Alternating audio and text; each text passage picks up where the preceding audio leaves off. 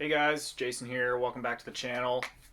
I'm doing a book review today, talking about The Wisdom of Crowds by Joe Abercrombie.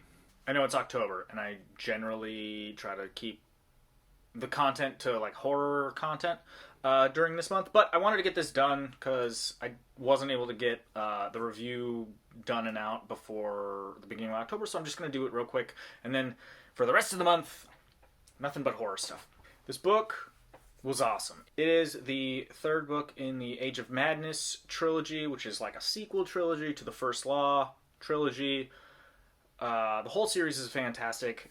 If you've been watching the channel, you'll know I've been like loving this for a while. I read The Blade itself last summer, I think in like June or something, so it's been, a year, a little bit more than a year. But yeah, I've just fallen in love with this series, and Joe Abercrombie's writing is just so good. It continues to get better and better and better.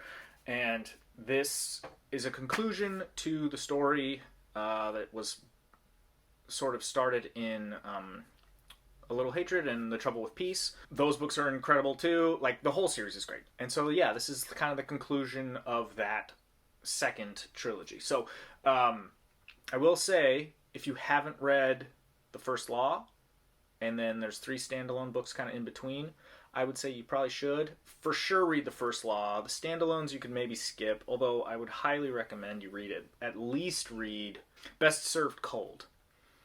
Because there's a character, one of the main characters in that story is in this a lot, and I think if you don't know kind of what happened, like how he got to where he is, it would be a little tough. If you haven't read it, I feel like you'd be a little lost. The other one that I recommend you read would be The Heroes, although I think that's maybe a little less important. There are still things that happen in that book that you want to know about that will add a lot of context to what's going on in this one, but I don't think it's as critical. I recommend you just read them all in the order that they were published. I'm going to try to keep this as spoiler-free as possible, but that's hard to talk about this book without spoiling some stuff from the 2 previous books, so just be forewarned. If you aren't up to date, like if you haven't at least read through The Trouble with Peace, you might wanna click away.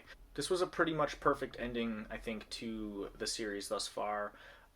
It does seem like there's going to be more First Law books at some point. Just the way that it ended kind of makes it seem like he's planning on writing more, but we shall see. As far as I know, this is going to be the last First Law book for a while. Now, basically, this book just hits the ground running. Like, first 10 pages, things just start to go freaking crazy. It takes place right after what happened in The Trouble with Peace. You got Leo and Savine. They're, like, captured. Then you got Orso.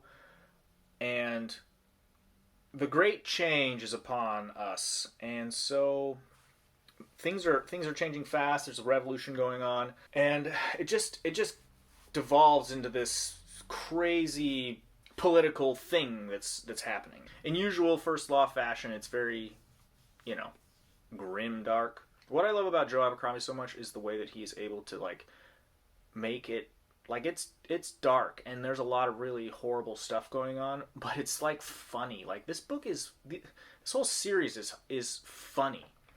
And I think most of it comes from like the dialogue from the characters. Like they're very witty sometimes, and they say kind of hilarious things, and just like they're funny people. That's where this story really shines. That's where Joe Abercrombie really excels in his writing, is his characters. All of them are amazingly well drawn. They're flawed. You understand what they want and why they want those things, and like they all have their unique moral codes that they abide by, and so each character is unique and interesting to read about. There's not really bad guys and good guys. There's just people doing what they think is best. At least what they think is best for them in the moment. So this book will make you laugh. It'll make you cry. Like, oh my god. I haven't been this emotional with a First Law book. I don't think ever. If you've read the book, you know what I'm talking about. But yeah, fitting conclusion to the Age of Madness.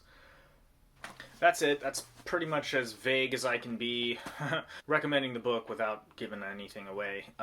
So yeah, I'm just gonna leave it at that. I do want to do like a ranking video, but I'm gonna wait a while, and I'm just gonna do horror content through the month of October, and then who knows what will happen in November and December. But yeah, subscribe, I guess, if you want to find out.